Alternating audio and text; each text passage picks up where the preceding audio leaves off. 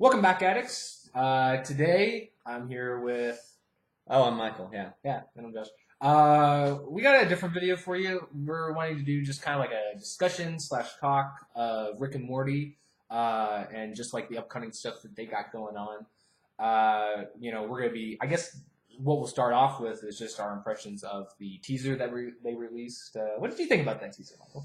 So for those of you who haven't seen it, it's like an anime inspired like X-Men 80s X-Men kind Yeah. of trailer teaser. It has no real plot elements, but you do have callbacks from the previous seasons. I think you have Morty with a really large arm. Yeah. You have the planet of Show Me What You Got. Yeah. The singing from the singing or the music competition episode. We got Squanch. Squanch. You have Squanch. But I really like the trailer just because it was like out of nowhere, you know. Um, for those of you who've been watching since season 1 of Rick and Morty, they've kind of had a long period of time in between releases. So we're hoping that season 4 will be out, in the next 2 years. That's kind Wishful of thinking. Yeah, that's kind of wishful thinking. But now that another important Rick and Morty news that we can go over is that they've got renewed for several seasons. I don't know exactly how many episodes. I think it The was, last time I checked, it was like around 70, which I don't know if that's like the finite number, but that's the last one that I saw mentioned. So it's around there. I think 60, 70, 80 episodes, whatever. yeah. So we're looking at job security for the Rick and Morty team, and maybe we'll get some more plot elements that kind of extend across. So that's pretty exciting, and hopefully the production for season 4. I think this trailer also announced that it had started, that they're like starting to make episodes. Yeah. So we'll see how long it takes. There's a lot of, hopes going into, the seasons going forward, especially with season 4. With the episode renewal, they haven't really said if the seasons are going to be longer or if they're going to keep the episode length or the season length the same. So I personally, I don't know which way I'd prefer it. Looking at it as if they're renewed for a lot of seasons, hopefully that means season 4 will be the last long wait, and then after that it's going to be start coming out like Year and a half. yeah, which that would be nice. Well, maybe every 6 months if they kick it into overdrive. But I'm not holding out. But if they have since they have the renewal, it's it would be worth speculating that the gap should be smaller. But at the same time, since we got news that Justin Roiland is making another show for Hulu, kind of makes me wonder how much of how his time is going to be, dispersed. He's also got several games coming out as we saw in E3. And so I'm really questioning just how long of wait they're going to be.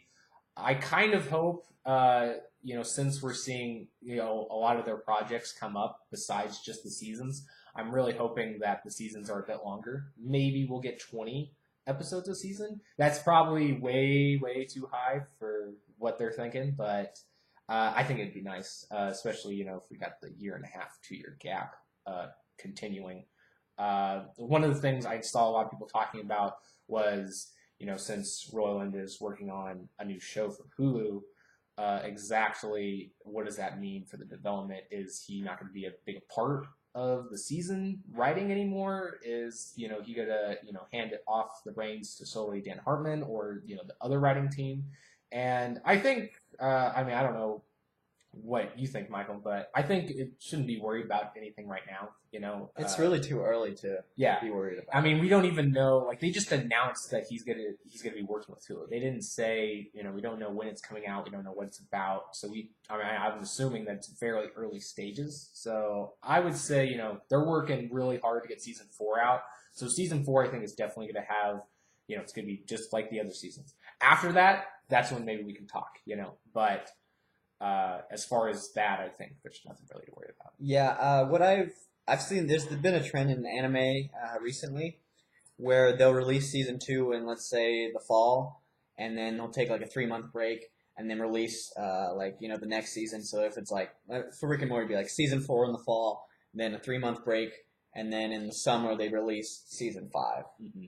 And I think that's something that could happen based on how many episodes they have. I mean, they really have the funding and the backing from all the people who watch. So they really don't have to worry about ratings or anything like that. So that could be something they do, and I'd be excited if they did that. I honestly really hope that they do, because I think one of the things that can really hinder Rick and Morty, because of its gap that it typically has, you run the risk of it, not getting or not staying relevant or popular, and your fan base really teetering off. And so, I mean, that wasn't the case, with season 3. It was actually the opposite effect. I mean, the show was the most popular that it had ever been. And it brought in a lot of new fans, maybe good or bad. Yeah. So, that's something to look at. I personally like the idea of them closing the gaps also, because I'm not really sure what they're planning on for story, but if I had to speculate, I would like to think that Evil Morty is kind of their in-game, antagonist that they can really end the show off of if they really want to. Because I think, seeing him only twice, he hasn't had any direct run-in with them. Even when we saw them in the same room, he wasn't antagonizing against them. He was specifically, really, yeah. I mean, you could say, physically, I guess you could say, because he was controlling the other Rick robot, but. So I would like to think that if they are going to make him like the in-game antagonist, I would really like for the seasons to be a little bit closer gap, because then if we're not waiting as long, I think we can see more of him in the span, because we don't know if 70 episodes is just what they're planning on so far. If that's like they were like, no, we want 70 episodes so we can potentially finish it out, so we can plan for an in-game and then we can meet that in-game. But then again, we don't really know. I just don't really see anything bigger than an Evil Morty. Because I think, with like Phoenix Person and like Tammy, like that can be like the next one that they deal with. And it can be a big thing, but not too impactful. So, I mean, we could even see like a team up thing between them and Evil Morty, which not really sure if Evil Morty would be into, partner standards. I think he'd be more like, you're my minions. Go forth. Fly. Yeah, I think Evil Morty is kind of the major plot antagonist that we're going to see later on in the series. I really did like the Tales from the Citadel episode from season 3. I think it'd be cool to see him taking over other universes. So more than just the Citadel, like maybe he goes to war with other civilizations or planets and stuff. Mm-hmm. So that'd be interesting to see. I think there's two things that I really enjoy in Rick and Morty besides like the main plot. I really like the one-offs where you have just crazy situations happening, and I really like interdimensional cables. I think the next season 4, they'll probably return with another interdimensional cable. Which if looking forward to that. Yeah, if you guys don't know, those are just like improv episodes that they animate. Mm-hmm. And yeah, those are probably some of the most memorable lines in the entire show. I don't know, even in some of the subplots that they have in the episode, I believe it was the second one when they're in the hospital, but the subplot was great, and also how they like connected it to the interdimensional cable where someone disappears, and then how did I get there, or whatever it was. How did I get there? Personal space. Personal Space is really great. You have Anson Miles Johnson. You just have so many good characters and so many good. It really shows the comedic genius of the writers, where they can go on in improv situations and. And it's really crazy to see that, like, in a span of like 15, 20-minute episode, they're able to bring that many memorable moments. I think that's one of the things, that maybe some people are afraid of in terms of some of the overarching plots coming more into play in the final season, or, season 3, is, what really made the show was the one-offs. And I think some people might be afraid that those are disappearing slowly, which I think they can do it. I think they can balance it pretty well. Because, like, let's say, like you said, they come out with a season every 3 months. Wishful thinking, I know. But let's just say it happens, right? They could realistically have one episode each season of Evil Morty, and he doesn't even have to interact with them. It could just be showing what he's doing, or giving you a sneak peek.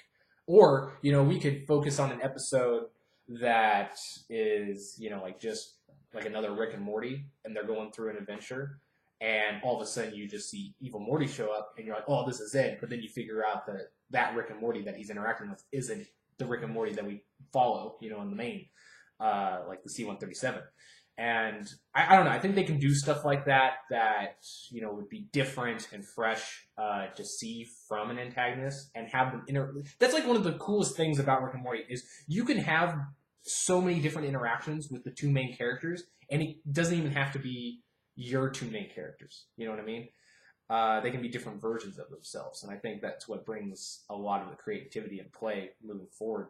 But I think if they did something like that, I think they could evenly pace it out enough to where if they had them once in a season, like let's say this is like 7 seasons, for instance. Like I don't think they'll do that. I think they'll probably shorten that. But let's just say it was 7 seasons. If you see them 7 more times, and then by the end season, maybe the last season is just overarching stories coming together and finalizing, then that would be cool. Yeah. I think any the other elements I want to probably see again. I want to see from Bobulus Michael again. We don't know that he's dead, and I think he was a very fun and creative character. He just likes killing. Need to see the Meeseeks again. We need to see the Meeseeks again. I would like to see more of the president. I think that was. I know that episode wasn't originally designed to be a finale for season 3, but I did like that episode quite a bit. Then besides that, I would like to see some other characters. I liked Summer's development in season 3, so it'd be interesting, and you also get more insight into Beth and what makes her a Sanchez. A Sanchez. And the interaction with the family at the end of season 3, how they kind of reset and go back to almost season 1, or even a little bit different since Rick is losing some authority with the family. I think that'll be an interesting theme going forward in season 4, season 5. Do you think in season 4 he'll retain that dominance, or do you think he'll stay in the doghouse for at least a season? I don't know. I think Rick could just move on to another family. Be like, nope, I'll take Morty, but everyone else could. Yeah, be like, oh, I got a better family. Yeah, because technically this is at least the third family that we're with, because you have the Switch in Cronenberg episode, and you also have the Switch in Squirrel episode that is revealed. Yeah, through Morty's mind blowers. So it is kind of interesting that also we could see what if Beth is a clone, or what is she doing, and that'd be kind of an interesting one-off episode to see what Beth is doing in the galaxy. I'm really curious to see if they'll reveal it that way, like if they start an episode with the real Beth, but then still have a fake Beth that they're still have in there, or maybe they're playing around with oh, she stayed, but she's just going off and doing her own stuff now, or if they're gonna wait, not touch it for several seasons, and then they're in some situation where Beth comes back and it's like, oh yeah, I haven't been with you at all. I've just been getting experience of the galaxy, so now I'm almost as smart as Rick. And they just come in. That'd be interesting. I almost wonder, we get to see Beth be really kind of resenting of her father in a sense. I mean, they get it kind of to the point where if the real Beth left, they've reached a point in their relationship where they understand each other, or at least I think they're okay with each other. So I don't know if it would make any sense to bring her in as a antagonist at all, but that'd be kind of interesting too as well. That's more of the crazy side of things. And I like that. I think in these next one of the strong points of Rick and Morty is their one-off nature. And I think with the development of Morty as a character, you really don't need to go into more of him, especially after the toxic episode. You kind of got more understanding. I think you can just play with the character that Morty is, and you don't have to worry about developing him more. So, yeah, taking him on different situations or stuff of that nature. I'm really am curious to see if they end up going a complete 180 route, and let's say they get rid of Evil Morty in 2 or 3 seasons, right? Let's say they go up against Evil Morty and they take him out. I'm really curious to see moving forward if they develop Morty at all into an Evil Morty-like version, or a better version. Yeah, of Evil Morty. It could affect him, or it could just be at the end of the day, the family decides that they need to kill Rick. Yeah, and then they kill him, and What if it's the opposite of that? What if Rick isn't the main threat? Maybe it's Morty. Could you imagine if Rick was so side what's the word? Sidelined? Yeah, like sidelined from like Morty actually turning evil, that he would have to enlist the family just so he could beat him. I think that's really. I mean, turning the tables like that, I think would be really interesting because throughout the whole series, Rick has been the alpha. He's been the dominance. And, he can solve any situation. He's got all his bases covered, and he doesn't really see anybody as a realistic threat to him. So I mean, they can do that with Evil Morty already, but it is kind of. I'm curious to see if they're going to bring an opponent to him that can match him or maybe beat him in the scenario. Yeah, overall, I'm pretty excited for the future of Rick and Morty. I think the trailer shows that they're still tapped into what their fans like and keep up the references. And I'm excited for the songs. We got to keep the songs in there. There needs to be a song of like if they're doing like an end thing where they think somebody's gonna die, they need to do one of those songs. Yeah, they. So I'm excited for that, and you know what I also want to see? Yeah, what else? The corn. Is it the corn planet or like everything's made of corn? Yeah, or the sun where it's like bring that back. Bring it back. We could also see more of the Cronenberg family because we go back to them. Yeah, that'd be interesting. Because wait, it'd be hilarious if you go back to the Citadel. And it's just Cronenberg, Rick and Morty. It's the Cronenberg Citadel. Yeah, that'd be pretty funny. Yeah. Anyway, there's a lot of one-offs that you have so many things that you could reference back to, and I think that's what makes Rick and Morty so entertaining. Yeah, and I mean they can literally touch any form of pop culture and make something out of it. Even like their titles are really reminiscent of movies and shows and things that have. Been in play for a while, and I just I'm really curious to see where their creativity takes them, because literally you can do anything in Rick and Morty, and I think that's what makes it so entertaining, because you don't know what to expect in the next episode when you watch it. But this video has reached almost 18 minutes, so I think we're going to close it up. Michael, any last regards? I'm excited for season 4. I like where there's the trailer direction of where it's going, and I want it to come out, but please take your time, make sure it's a quality product, and release it to the masses. We'll be watching. Same for me. I can't say it any better. So we'll just see you guys in the next video. Be sure to check out our other stuff. We got a lot of things coming. Books, movies, TV shows, games. We got a lot of things on the way. If you want to check out our podcast, make sure to go to SoundCloud. It's called Intervention Prevention, where we talk about a bunch of things and ramble about some funny aspects. And then we also got our social media stuff. If you want to follow us, links will be in the description. So we'll just see you guys next time.